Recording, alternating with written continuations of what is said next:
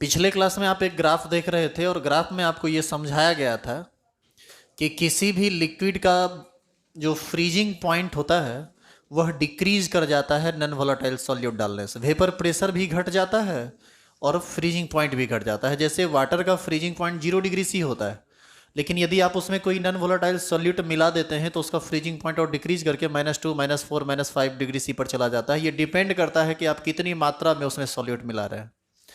नीचे एरो देंगे और लिखेंगे ग्राफ के नीचे, when a non-volatile solute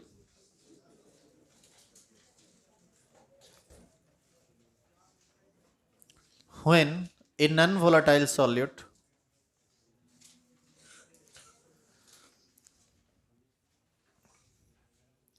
when a non-volatile solute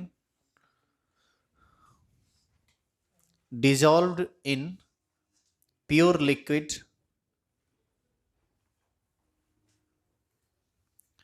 then vapor pressure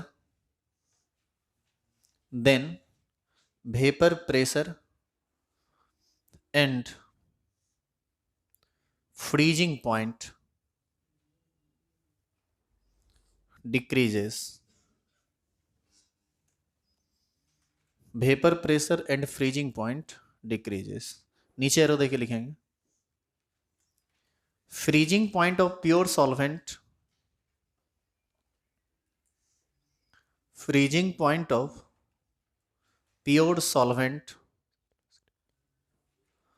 is always greater than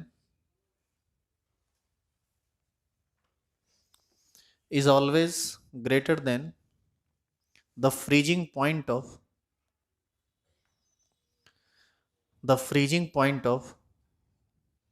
its solution.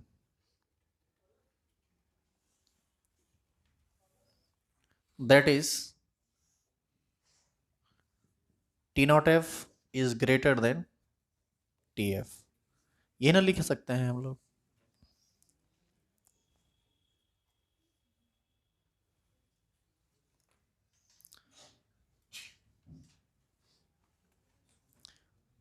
लिख ली क्या यहाँ तक? सुनिए, अब मान लीजिए वाटर का, मानिएगा क्या, नॉर्मल फ्रीजिंग पॉइंट होता ही है 0 डिग्री से। अब थोड़ा सा चीनी मिला देने के बाद सॉल्यूशन का फ्रीजिंग पॉइंट मान लीजिए हो गया -2 डिग्री सेल्सियस। तो ये वैल्यू बड़ा है, यह वैल्यू छोटा है। तो सवाल ये है कि कितना डिग्री सी से घटा टेम्परेचर, मतलब बॉइलिंग पॉइंट कितना से घट, ये सॉरी, फ्रीजिंग पॉइंट कितना डिग्री सेल्सियस से घट गया? 2 से घट गया। इसके लिए क्या करना पड़ेगा? टी नोट एफ यानी 0 में से घटाना पड़ेगा किसको? टी एफ को, यानी -2 को। तो ये वैल्यू हमको कितना मिलेगा? 2। यही इसी को हम लोग कहते हैं डिप्रेशन इन फ्रीजिंग पॉइंट। यानी डिप्रेशन इन फ्रीजिंग पॉइंट निकालना हो तो कुछ नहीं करना है, जो बड़ा है उसमें छोटा को घटा दीजिए। यानी यदि आप T note F minus T F करते हैं तो यही कहलाता है depression in freezing point delta T F. It means it defined as freezing point of solvent, sorry, the difference of freezing point of solvent and freezing point of its solution is called delta TF, that means depression in freezing point। तो star लगाइए, heading डालिए depression. देखिए आप याद कीजिए, depression in freezing point में हम आपको बोले थे कि पहले आप फ्रीजिंग पॉइंट को समझ लीजिए। फ्रीजिंग पॉइंट समझने के बाद ही आप समझ पाएंगे डिप्रेशन इन फ्रीजिंग पॉइंट क्या होता है। तो वो सब बात अब समझ में आ ही गया है। और थोड़ा हम तेज़ी में चलेंगे आज, चूँकि ये सारी बातें पीछे पढ़ी हुई हैं। यदि कहीं दिक्कत हो तो बताइएगा, अदरवाइज फटाफट लिखते जाइए।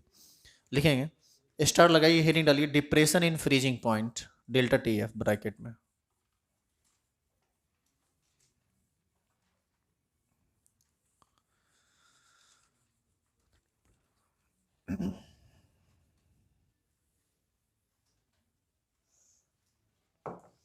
नीचे एरो देंगे और लिखेंगे the difference of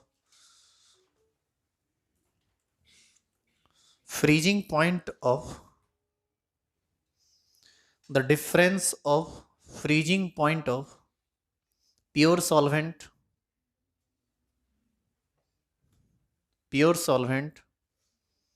and freezing point of its solution and freezing point of its solution is called depression in freezing point is called depression in freezing point.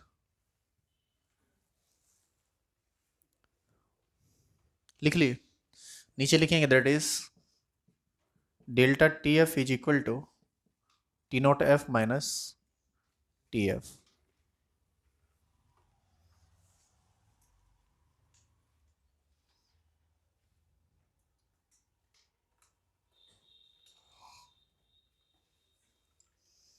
Star लगाइए, हेडिंग डालिए. Raoult's law of depression in freezing point.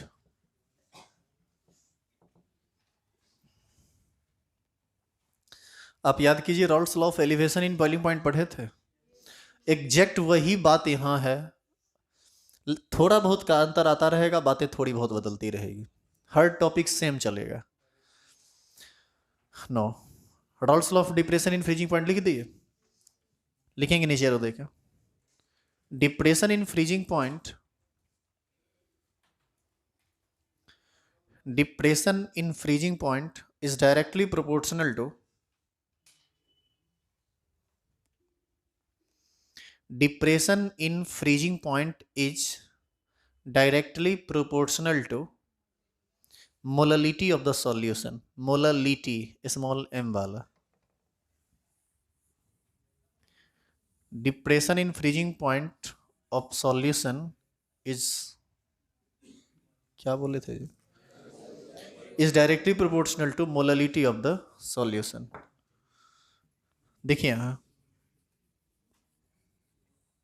Depression in freezing point को किस चीज से indicate किया जाता है, delta T F से. It means delta T F is directly proportional to molality. Molality को हम इंडिकेट किस चीज से करते हैं, स्मॉल एम से. It means delta T F is directly proportional to small M. इसको आप जब बराबर कीजिएगा तो एक कांस्टेंट आएगा यहाँ पर, इसको हम लोग बोलते हैं, वहाँ बोलते थे के बी, यहाँ बोलते हैं के एफ. वहाँ पर के बी था मोलल एलिवेशन कांस्टेंट, यहाँ पर ये होता है मोलल डिप्रेशन कांस्टेंट. तो आपका यहाँ से एक मेन इक्वेशन मिल गया. अब इसी को हम एक्सटेंड करते रहेंगे, बहुत सारी बात निकलती रहेगी. लिख लीजिए यहाँ तक, वेयर के F is molal depression constant. आप याद कीजिए, केवी को एवेलियोस्कोपिक कांस्टेंट भी कहा जाता था. इसका भी एक और नाम है, इसको हम लोग बोलते हैं क्रायोस्कोपिक कांस्टेंट.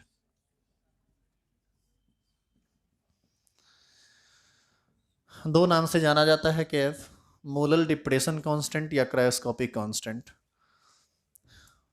आगे यदि डेल्टा टी एफ को हम चाहें तो T not F minus T F इस रूप में लिख सकते हैं.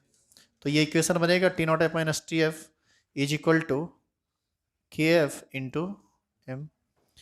अब जितना बात हम लिखते रहेंगे यह सब फॉर्मूला बनता रहेगा और न्यूमेरिकल के लिए आपको जरूरी पड़ेगा. यहां से आगे लिखा जा सकता है T not F minus T F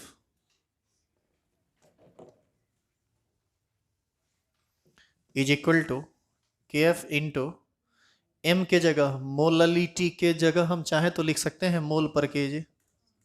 मोल किसका, मोल सॉल्यूट का, और केजी किसका, सॉल्वेंट का. ये आप जान रहे हैं, इसको लिखने का जरूरत नहीं ना है. इसी को हम चाहें तो लिख सकते हैं T not F minus T F is equal to K F. Molality के बदले लिखा जा सकता है A into 1000 by B into molecular weight, जिसको हम कैपिटल एम से जनरली इंडिकेट कर देते हैं. लेकिन इस चैप्टर में कैपिटल एम मोलरिटी भी है तो कन्फ्यूजन होता है, तो हम डायरेक्ट लिख ही देते हैं कि मोलिकुलर वेट.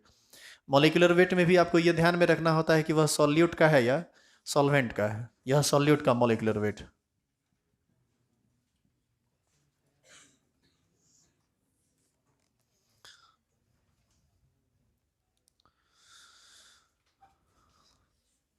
जितने भी यहाँ इक्वेशंस बन रहे हैं इस सब पर आपको न्यूमेरिकल आएगा, घुमा घुमा के ये अपना देते रहता है. अभी जो आप न्यूमेरिकल बना रहे हैं, एलिवेशन इन बॉइलिंग पॉइंट का मात्र 2-3 ही बनाए हैं. डिप्रेशन इन फ्रीजिंग पॉइंट पढ़ लेंगे, फिर 2-3 ही बनाएंगे. ये नॉर्मल कॉलिगेटिव प्रॉपर्टी है. बाद में जब एबनॉर्मल कॉलिगेटिव प्रॉपर्टी पढ़ लीजिएगा ना तो सडनली से बहुत ज़्यादा न्यूमेरिकल आ जाता है एलिवेशन इन बॉइलिंग पॉइंट में और डिप्रेशन इन फ्रीजिंग पॉइंट में। क्योंकि अभी जो बातें चल रही है ना वह पूरी बात नहीं है, 90% तक सॉल्व हो रहा है, 10% रुक रहा है, क्योंकि वह सब आ जाता है एबनॉर्मल कॉलिगेटिव प्रॉपर्टी के अंतर्गत। अभी आप पढ़ रहे हैं normal elevation in boiling point, बाद में पढ़ेंगे abnormal elevation in boiling point, तब जाके पूरा कंप्लीट न्यूमेरिकल आएगा।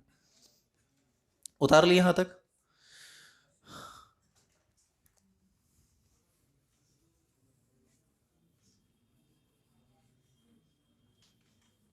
इसको आप साथ साथ लिखते चलेंगे, क्योंकि इस तरह की बातें एक बार हो चुकी है तो इसमें ज़्यादा समझाना कुछ है नहीं। आगे देखिए, ये जो इक्वेशन बना था रॉल्स लॉ का ग्राफिकल रिप्रेजेंटेशन, देखिए आप यहाँ, आप याद है वहां भी इस तरह का चीज किए थे,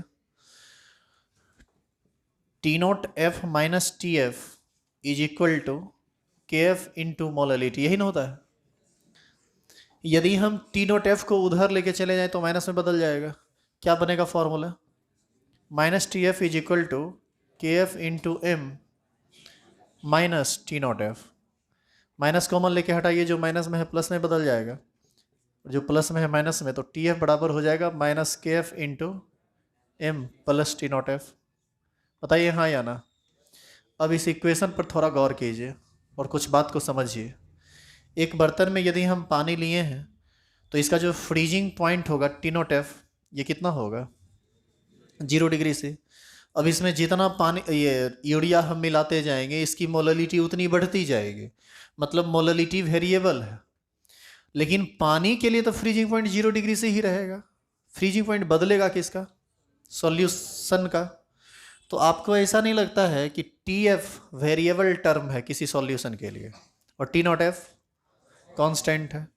मोललिटी वेरिएबल है, अमाउंट जैसे जैसे आप सॉलिड का बढ़ाते घटाते जाएंगे मोललिटी बढ़ता घटता जाएगा, उसी हिसाब से टी एफ भी बढ़ेगा घटेगा, लेकिन के एफ कांस्टेंट है।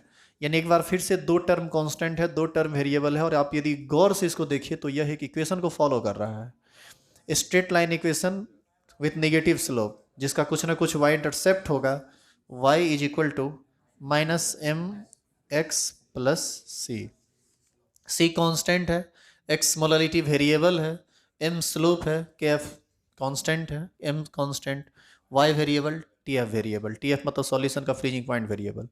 तो हम चाहें तो यहाँ पर एक ग्राफ खींच सकते हैं और ग्राफ खींचेंगे भी।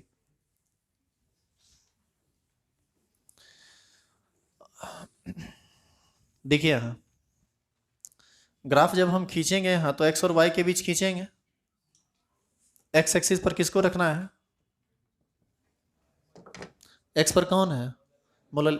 देखिए आप जिससे इक्वेट करते हैं चीज़ों को, आप उस पर थोड़ा विचार किया कीजिए और मुंह खोला कीजिए। ऐसे मुंह बंद रखेंगे तो दिमाग भी बंद ही रहेगा। x के जगह पर कौन आ रहा है? m। m क्या है? मोललिटी। तो इधर हम रख देते हैं मोललिटी को, ये स्मॉल m है। और ये y एक्सिस पर कौन है? tf। tf है क्या? Freezing point. फ्रीजिंग पॉइंट है तो हम इस इधर क्या रख देते हैं? Freezing point. अरे फ्रीजिंग पॉइंट तो किसी का भी हो सकता है, सॉल्यूशन का भी हो सकता है, सॉल्वेंट का हो सकता है। यदि फ्रीजिंग पॉइंट सॉल्वेंट का इधर है तो ऐसा थोड़े है कि सॉल्यूशन का फ्रीजिंग पॉइंट उधर भाग जाएगा, या सॉल्यूशन का फ्रीजिंग पॉइंट इधर है तो सॉल्वेंट का उधर भाग जाएगा। फ्रीजिंग पॉइंट का एक्सिस वाई है। अब देखिए यहाँ कुछ ना कुछ वाई इंटरसेप्ट है, मतलब ये ग्राफ ओरिजिन से पास नहीं करेगा, उसका कुछ ना कुछ वैल्यू होगा यहाँ। तो मान लीजिए इस जगह पर ये कट करेगा वाई को कहीं ना कहीं। स्लोप कैसा है? निगेटिव। ग्राफ किस डायरेक्शन में भागेगा? नीचे, डाउनवर्ड। तो ऐसी स्थिति में ये स्ट्रेट लाइन हम बनाते चले गए और इस तरह से ग्राफ निकला। यहां से लेकर यहां तक का जो वैल्यू होता है इसी को हम लोग क्या बोलते हैं? सी। और यही सी ना इस बार टी नॉट एफ के बराबर है। हाँ या ना? यहां से आप एक्सिस डाल एक इमेजिनरी लाइन डाल दीजिए एक्स एक्सिस के पैरेलल, तो यह एंगल थीटा होगा और यही टेन थीटा स्लोप होगा, लेकिन इस बार स्लोप निगेटिव होगा। यही माइनस एम है और ये माइनस एम किससे इक्वेट हुआ है? माइनस के एफ से।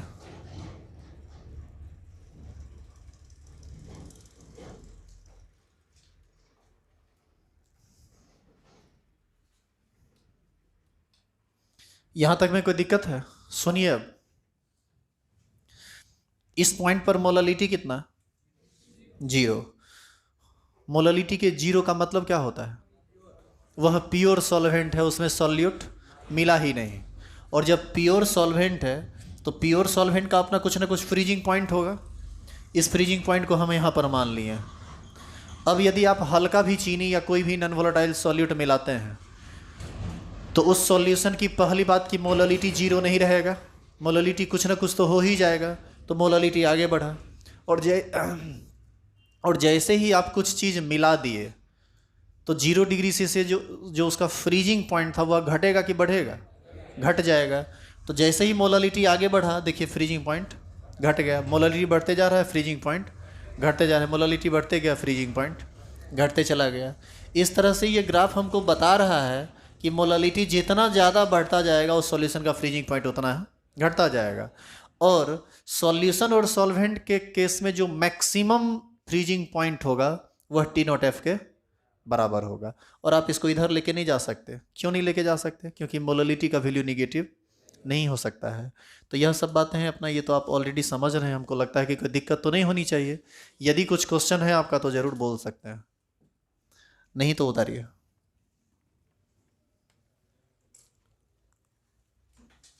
एक बात और, कभी कभी लोगों के दिमाग में कन्फ्यूजन आता है, हो सकता है आपके दिमाग में ना आया हो, पहले आपको कन्फ्यूज कर दें फिर आपको बता देते हैं। सुनिए इधर, वाटर का फ्रीजिंग पॉइंट कितना होता है, 0 डिग्री से। यहाँ मोलालिटी कितना है, जीरो।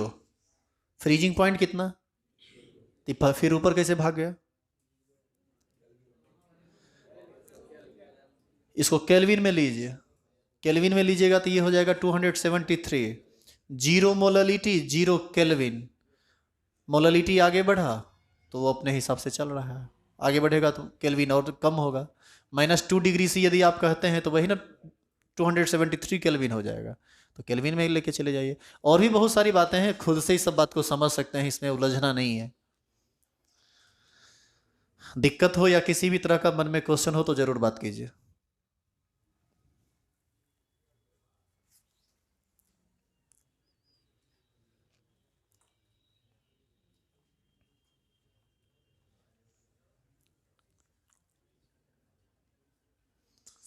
फिजिकल केमिस्ट्री में ग्राफ का अपना एक अलग इंपॉर्टेंस होता है जिसको आपको समझना पड़ेगा। ग्राफिकली आप चीज़ों को नहीं समझ पा रहे हैं तो आपको बहुत ज़्यादा टाइम लगेगा, समझने में दिक्कत होगी। और ग्राफ हर चीज़ को बता देता है यदि आप उसको ढंग से देखेंगे तो। अदरवाइज आपका क्या तरीका है ये आप जानिए। मिटा दो इसे, इधर इधर।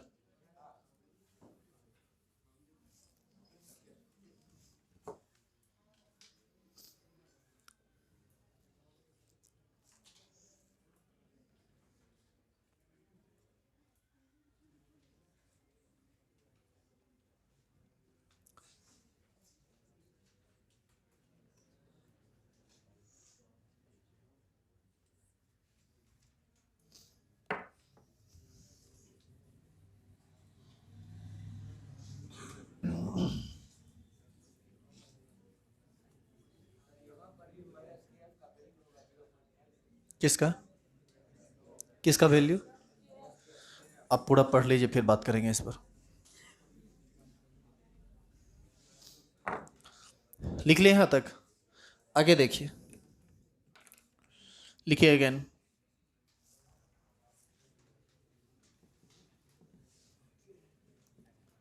T not F minus T F is equal to K F into A into 1000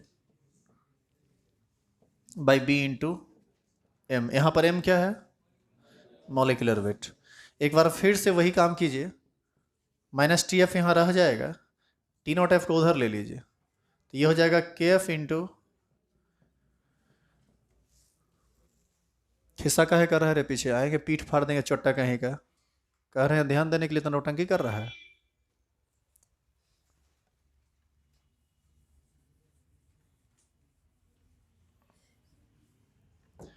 A by 1000 by B into M, यहाँ पर क्या होगा, माइनस टी नॉट एफ होगा ना, minus T not F.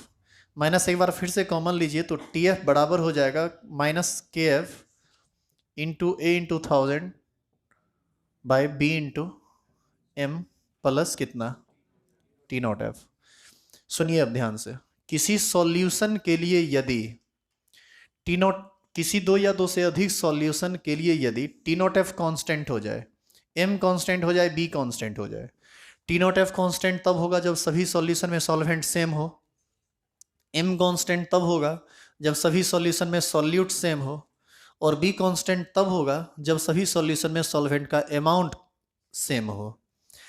kf, यदि सॉल्वेंट समान है तो kf समान होगा। तो ऐसी स्थिति में ए के अमाउंट के बढ़ने घटने का सीधा असर किस पर पड़ेगा, टीएफ पर। तो जरा बताइए कि टीएफ और ए के बीच कैसा संबंध है, सीधा या उल्टा। देखिए, ऊपर वाले के साथ जनरली सीधा संबंध रहता है, ऐसा तब होता है जब ये निगेटिव साइन नहीं रहता है। यदि ये निगेटिव नहीं रहता तो ए के बढ़ने से टीएफ बढ़ता और ए के घटने से टीएफ घटता, लेकिन ये माइनस उस रिलेशन को उल्टा कर दे रहा है। ये वैल्यू ज़्यादा लेंगे तो घट उस वो निगेटिव करके वो उसको कम न कर देगा। तो ऐसी स्थिति में टीएफ जो होता है वह इन्वर्सली प्रोपोर्शनल होता है किसके, अमाउंट ऑफ सॉल्यूट के, क्योंकि ए जो है वह अमाउंट ऑफ सॉल्यूट ही है, इसी को हम ए कह रहे हैं। मान लीजिए ए कांस्टेंट हो जाए, बी वेरिएबल हो, यानी सॉल्वेंट अलग अलग हो, तो आपको नहीं लगता है कि नीचे वाले सबके साथ सीधा संबंध हो जाएगा, चूंकि ये माइनस साइन लगा हुआ है। तो यहाँ से टी एफ डायरेक्टली प्रोपोर्शनल होगा अमाउंट ऑफ सॉल्वेंट के, और उसी प्रकार टी एफ डायरेक्टली प्रोपोर्शनल होगा मॉलिक्यूलर वेट ऑफ सॉल्यूट, जिसको यहाँ पर हम कैपिटल एम बोले। ये तीन बात आप याद कीजिए। इसी तरह का जब आप थ्योरी पढ़े थे तो एक क्वेश्चन आया था ना कि which of the following solution has maximum boiling point.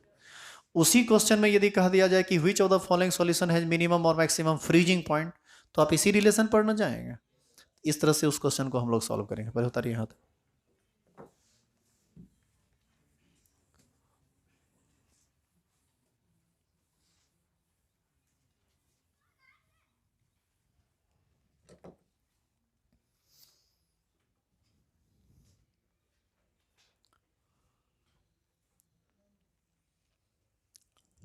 हम यहाँ क्वेश्चन तो नहीं लिखाएंगे लेकिन सॉल्व जरूर करेंगे उसको, एक क्वेश्चन देकर, इसलिए ताकि आपको ये समझ में आ जाए कि क्वेश्चन कैसा एराइज होगा और उस क्वेश्चन पर आप अटेम्प्ट कैसे लेंगे।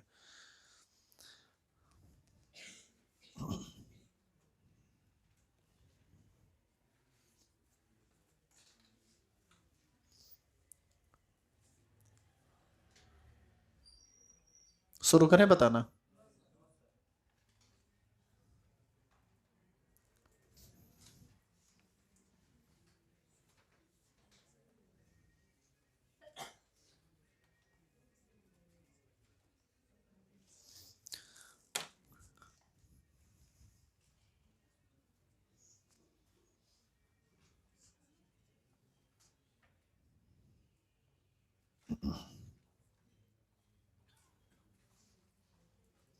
एक काम कीजिए, क्वेश्चन लिखे लीजिए ताकि आपका पूरा फ्रेश कंसेप्ट रहे, नहीं तो फिर बाद में उलझिएगा। क्वेश्चन लिखिए तो, which of the following solution has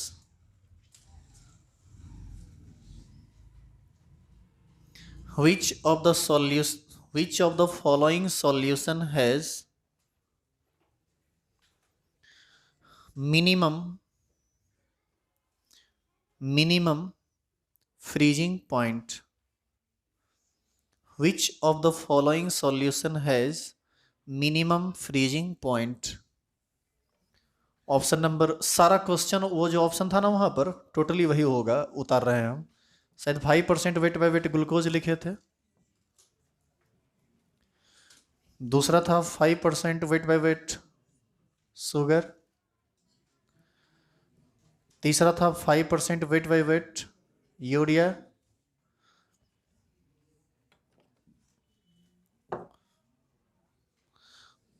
और डी है all have same freezing point.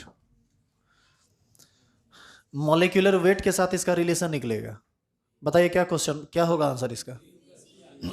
देखिए, मॉलिक्यूलर वेट ऑफ सॉल्यूट ज़्यादा तो टीएफ ज़्यादा, मॉलिक्यूलर वेट ऑफ सॉल्यूट कम तो टीएफ कम, आपसे मिनिमम फ्रीजिंग पॉइंट की बात कर रहा है। तो जिसका मॉलिक्यूलर वेट कम होगा उसका फ्रीजिंग पॉइंट कम, कम ना होगा रे। मॉलिक्यूलर वेट कम तो फ्रीजिंग पॉइंट कम, मॉलिक्यूलर वेट ज़्यादा तो फ्रीजिंग पॉइंट ज़्यादा। तो सी ऑप्शन ही इसका सही ऑप्शन होगा। और आप वहाँ पर कंफ्यूज मत होइए, वहाँ क्वेश्चन में दिया हुआ था मैक्सिमम बॉइलिंग पॉइंट, यहाँ क्वेश्चन में दिया हुआ है मिनिमम, इसीलिए बात उल्टा पड़ गया। यदि क्वेश्चन में यहाँ रहता मैक्सिमम तो शुगर वाला इसका आंसर होता।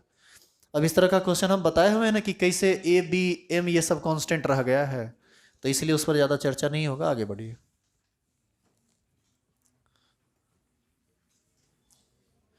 जिस तरह से वहाँ पर आप केवी के यूनिट की बात किए थे, अब थोड़ा सा हम केवी के यूनिट की बात यहाँ भी करेंगे। केएफ के यूनिट की बात, हाँ जी। स्टार लगाइए, हेडिंग डालिए यूनिट ऑफ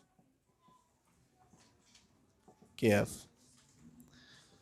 हम जानते हैं कि डेल्टा टीएफ बराबर होता है केएफ इंटू एम।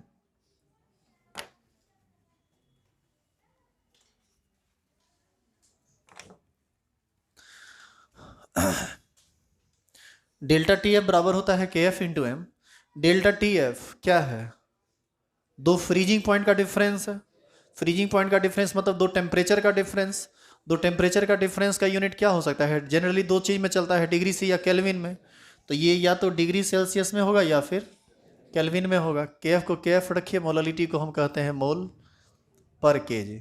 तो ऐसी स्थिति में केएफ का वैल्यू क्या निकलेगा, सॉरी यूनिट क्या निकलेगा? डिग्री सी में लेंगे तो डिग्री सी केजी पर मोल, या इसी को यदि आप केल्विन में लेंगे तो केल्विन केजी पर मोल। मतलब आपको ऐसा नहीं लग रहा है कि जो केवी का यूनिट होगा वही केएफ का यूनिट होगा? सेम यूनिट होता है दोनों का। उतारिए।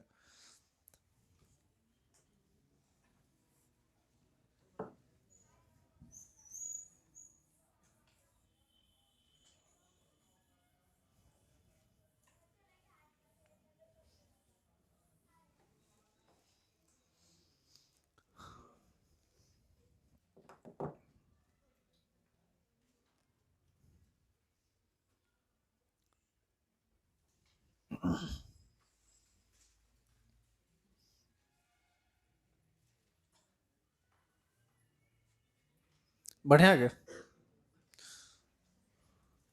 लिखेंगे वैल्यू ऑफ केएफ।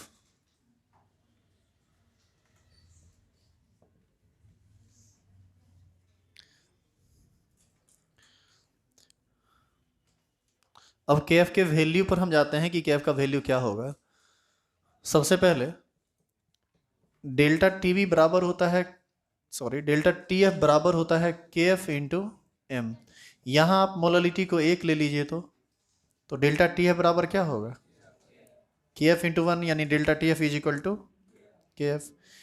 इसका मतलब यह हुआ कि जो डेल्टा टीएफ है वही केएफ है। और ये कब, ऐसा कब होगा? जब मोललिटी वन हो। जिस सॉल्यूशन का मोललिटी वन होता है उसको हम लोग मोलल सॉल्यूशन कहते हैं। It means depression in freezing point of molal solution is called cryoscopic constant KF. यहां तक लिखिए, नीचे एरो देखिए लिखिए।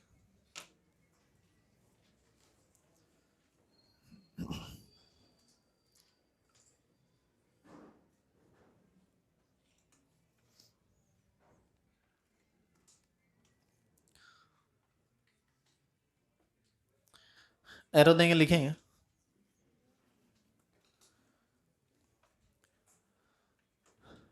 Depression in freezing point of,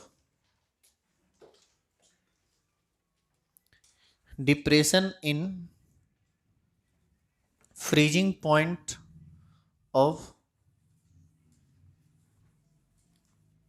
molal solution. ऐसे मोलल सॉल्यूशन मीन्स सॉल्यूशन जिसका मोललिटी वन होता है। Depression in freezing point of molal solution is called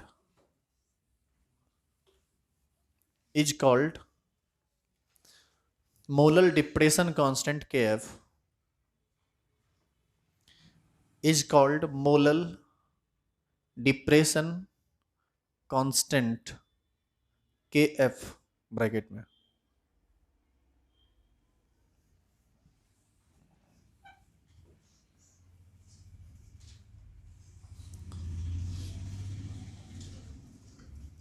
star लगाइए, हेडिंग डालिए value of KF for water. Value of KF for water.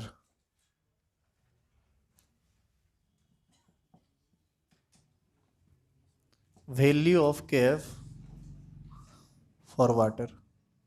हम आपको पहले ही बताए थे ये केवी का वैल्यू, ये कंप्लीटली एक्सपेरिमेंटल टर्म है, एक्सपेरिमेंट से लाया हुआ यह वैल्यू होता है। कैसे किसी सॉल्वेंट के लिए हम केएफ का वैल्यू निकालते हैं आप इसको देखिए, फिर वही तरीका होगा जो पीछे हम लोग पढ़े हैं। लैब में जाइए, एक बर्तन लीजिए, उसमें प्योर वाटर ले लीजिए और इसको तौल के लीजिए, कितना KG? 1 kg water. Freezing point pure water है तो इसके फ्रीजिंग पॉइंट को हम लोग क्या बोलेंगे? T0F। और ये वैल्यू कितना होगा? 0 डिग्री से। आप इसमें मिला दीजिए 1 मोल यूरिया। 1 मोल यूरिया डालेंगे तो इस सॉल्यूशन का मोललिटी कितना हो जाएगा? 1/1 यानी 1, बिकॉज मोल पर केजी होता है मोललिटी। अब जो सॉल्यूशन बना, इस सॉल्यूशन का कुछ ना कुछ फ्रीजिंग पॉइंट होगा ना, जो भी होगा वह 0 डिग्री सी से कम होगा। और एक्सपेरिमेंट में यह वैल्यू आता है -1.86 डिग्री से। ये वैल्यू दोनों का दोनों वैल्यू हम अपने मन से नहीं लिखे हैं, यह एक्सपेरिमेंटल परफेक्ट वैल्यू है जो एक्सपेरिमेंट के पश्चात आता है। अब यहाँ से हम लोग जानते हैं कि T0F माइनस TF बराबर होता है KF into M according to Raoult's. तो इस पर आप वैल्यू सारा डाल दीजिए, आपको अपने पता चल जाएगा कि KF का मान क्या होगा। M का वैल्यू कितना? 1। T0F TF पता है तो KF नहीं निकल जाएगा। इस तरह से एक्सपेरिमेंट से किसी भी सॉल्वेंट का KF वैल्यू निकाला जा सकता है।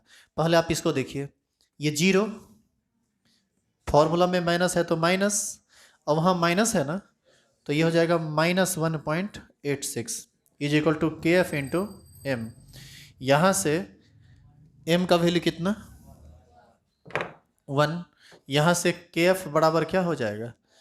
ये प्लस में आ जाएगा तो डायरेक्ट लिख दें 1.86, यहाँ लिख दें डिग्री सी केजी पर मोल, या इसी को आप केल्विन में भी लीजिएगा तो सेम ही रहेगा। ये वैल्यू आ जाएगा 1.86 केल्विन केजी पर मोल। अब सुनिए, ये वैल्यू तो खैर आपको हमेशा याद रखना है। जैसे केवी का वैल्यू आप याद रखते हैं ना 0.52 डिग्री सी केजी पर मोल या 0.52 केल्विन केजी पर मोल, उसी तरह से यह भी आपको याद रखना है। क्वेश्चन में वाटर के लिए केवी का वैल्यू, केएफ का वैल्यू क्वेश्चन दे ना दे, वो आपसे ये उम्मीद हमेशा करता रहेगा कि आप जानते हैं, क्योंकि आपका कॉमन सॉल्वेंट वाटर है और वाटर के लिए यह सब बातें आपको हर हाल में आनी चाहिए, याद रखना है। ध्यान दीजिए, डिग्री सी में भी वैल्यू और केल्विन में भी वैल्यू दोनों सेम आ गया। आपको याद है ऐसा काहे हुआ था? बताए थे ऐसा इसलिए हुआ था क्योंकि T0F और TF को घटाने के बाद ना ये वैल्यू आया था। तो आप डिग्री सी में भी डिफरेंस निकालिएगा तो उतने आएगा, केल्विन में डिफरेंस निकालिएगा तो भी उतना ही आएगा। इसीलिए डिग्री सी और केल्विन के वैल्यू में यहाँ पर कोई अंतर नहीं आता है। अदरवाइज ऐसा नहीं है कि जहाँ मन हो डिग्री सी तो केल्विन में ले लेंगे, केल्विन डिग्री सी में ले लेंगे, आंसर सेम ही आएगा। जब एक टेम्परेचर की बात होगी तो वहाँ पर डिग्री सी में लीजिएगा तो वैल्यू कुछ और आएगा और केल्विन में लेंगे तो कुछ और आएगा। लेकिन जब डिफरेंस, दो टेम्परेचर के डिफरेंस की बात होगी तो वहाँ पर डिग्री सी में और केल्विन में दोनों में वैल्यू समान आता है। अरे डिग्री सी में यहाँ पर 0 माइनस इतना किया तो वैल्यू तुमको मिला 1.86, इसको केल्विन में बदलिए, इसको केल्विन में बदलिए, क्या कीजिएगा? दोनों में 273 जोड़ दीजिएगा, फिर भी तो डिफरेंस आपको सेम ही आएगा। इसीलिए डिग्री सी और केल्विन में वैल्यू समान आ जाता है।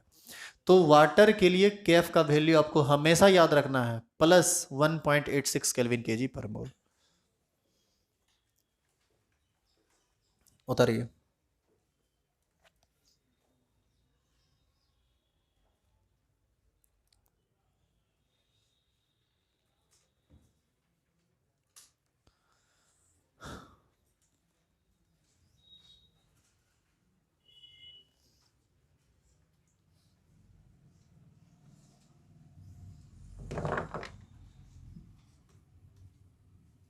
अच्छा एक बात बताइए, तो सॉल्वेंट यदि चेंज हो जाता तो केएफ का वैल्यू चेंज हो जाएगा। It means different solvent has different value of KF. ये वाटर के लिए वैल्यू है, कोई दूसरा बेंजीन रहेगा तो उसके लिए कुछ और होगा, टोल्यूइन रहेगा उसके लिए कुछ और होगा। हम सिर्फ एक बता दिए हैं जो वाटर का है, बाद बाकी हमको भी नहीं पता है कि किसका क्या होता है, क्योंकि यह कंप्लीटली एक्सपेरिमेंटल टर्म है। तो जो होगा वो क्वेश्चन आपको दे देगा, बुक से रहे या कहीं भी क्वेश्चन रहेगा ना तो केएफ का वैल्यू आपको देगा। हम सिर्फ आपको ये समझाने का प्रयास यहाँ कर रहे थे कि केएफ एक कांस्टेंट है और उस कांस्टेंट का वैल्यू किसी सॉल्वेंट के लिए निकलता कैसे है, उसका तरीका ये है एक्सपेरिमेंट से निकालने का। नीचे एरो देंगे और लिखेंगे।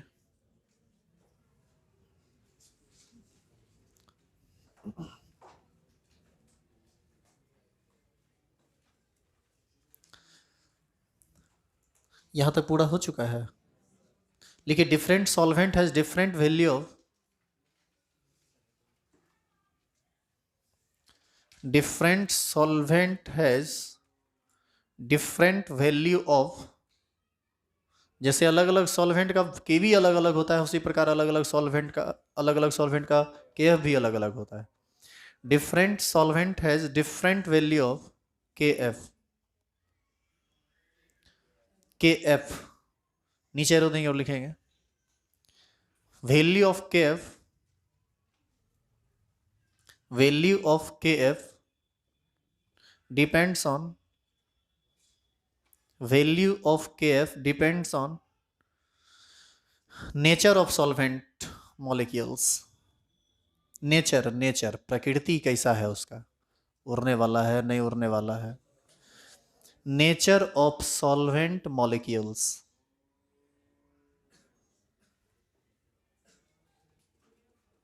Nature of solvent molecules. Next arrow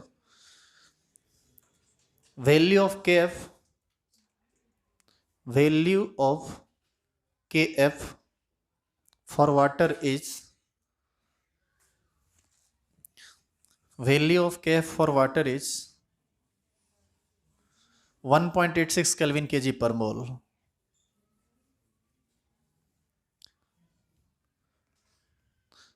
1.8, अरे यहां लिखा हुआ है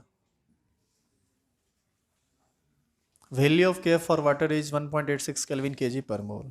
हो गया, लिख लिए। आगे देखिए, जिस तरह से केवी को, रे हल्ला मत करो, देखो इधर, जिस तरह से केवी को निकालने का एक फिजिक्स वाला फॉर्मूला याद कीजिए, रेडीमेड फॉर्मूला लिखे थे आरटीएस कर 1000 एलवी, उसी प्रकार यहां भी केएफ का मान भी दो तरह से निकल सकता है, और उस फॉर्मूला को लिख लेंगे, उस फॉर्मूला में क्या है उसको समझ लेंगे।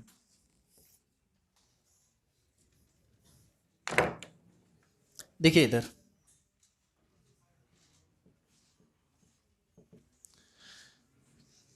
केएफ का फॉर्मूला होता है आर टी स्क्वायर बाई 1000। वहां क्या था, एल वी, यहां पर होता है ये एल एफ। आर वही है जो तुम जानते हो, टी वहां पर क्या था, boiling point of pure solvent in kelvin unit, यहां पर यह है freezing point of solvent in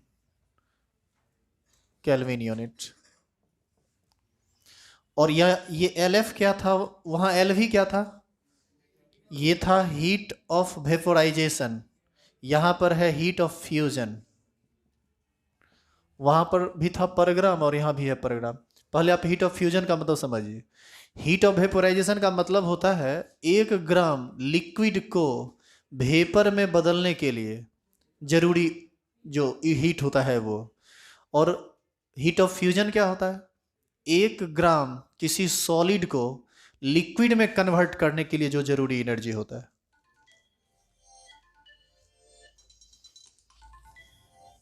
लिखिए तो ये हीट ऑफ फ्यूजन पर ग्राम है, और इसका यूनिट वही कैलोरी जूल में रहेगा जैसा आप जानते हैं। समझ रहे हैं हम क्या बोल रहे हैं, ये या तो कैलोरी में रहेगा या फिर जूल में रहेगा, उस हिसाब से आप आर का वैल्यू लेंगे। कैलोरी में रहेगा तो 2 और जूल में रहेगा तो 8.31। तो इससे ज़्यादा इसमें कुछ लिखाना है नहीं। और इसी को जब हम केमिस्ट्री में चेंज करेंगे तो क्या बदलाव आएगा इसमें, ये जो पर ग्राम है वही कन्वर्ट करेगा पर मोल में। इसके लिए इसमें मॉलिक्यूलर वेट से डिवाइड करना पड़ेगा। मॉलिक्यूलर वेट से डिवाइड करेंगे तो एम ऊपर चला जाएगा, सिंबल चेंज हो जाता है केमिस्ट्री में, वो एल एफ नहीं रहता है, वह डेल्टा एच वी पी रहता है। यानी यहाँ से के एफ बराबर होगा M R T square by 1000 delta H V P. इसको हम लोग बोलते हैं हीट ऑफ फ्यूजन पर मोल, या इसी को कहा जाता है इंथैल्पी ऑफ फ्यूजन पर मोल। एम क्या है? Molecular weight of solvent. T तो वही है, बस डेल्टा एच वी पी को देख लें।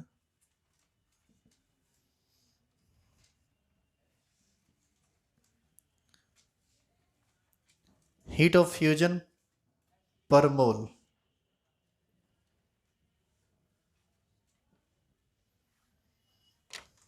क्या बोलना चाह रहे हैं, बोलिए।